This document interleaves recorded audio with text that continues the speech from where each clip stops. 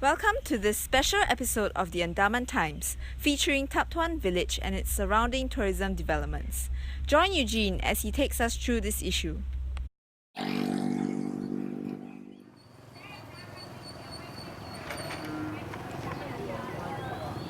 Welcome to Tap Tuwan Village, the home of the Mokens people. Who would have imagined that just a stone's throw away stands an extensive tourism development along the coast of Andaman Sea? Tourism is an important industry in Thailand, constituting 20% of its GDP. After the 2004 tsunami, many of these lands were taken over for business developments by tourism companies. However, how much of these benefits actually trickle down to the local people? Let us find out.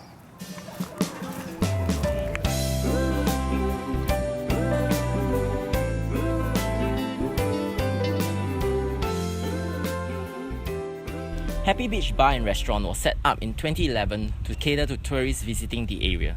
We spoke to the owner, Con, who hires Moken individuals as employees. We asked him about his rationale for hiring the local Moken individuals.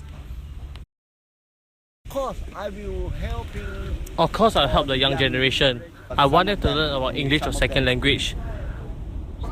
I will also accept the Moken people and help them stand for themselves.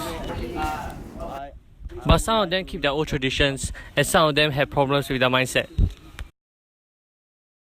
However, is this always the case with all tourist developments? Here we are at the 5-star Sentido Graceland Resort, operated by a transnational tourism developer, Sentido. Through our conversations with the resort employees, we found out that only a very small percentage of the staff here are of Moken descent. Most of them undertake back-end jobs such as cooks and cleaners. Furthermore, these tourist developers actually forbid the Moken fishermen from fishing in the sea in front of the resort, thereby affecting their livelihoods. Also, as more developers find out about the tourist potential of this region, more investments will start flowing in. Let us have a glimpse of one such upcoming development. This is Bangsak Merlin Beach Resort, which will be completed in December 2016. Can you imagine what would happen when more such developers start coming in? These conflicts of interest over Moken sea and land spaces might squeeze them out eventually due to their lack of ability to fight for their rights. Will the Moken people lose their homes and eventually be displaced?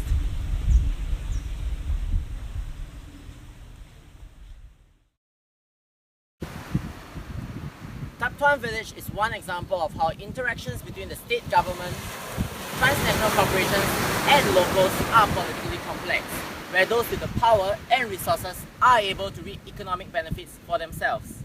Very often, these developments not only bring about very little benefits for the local community, but further marginalizes them. Consider, what can we do to help? Let us not think of Tap Tuwan as a single isolated village, but one of the many villages in the world that is affected by tourism. Let us hope that the tides will ebb and flow in favor of the locals in different villages around the world.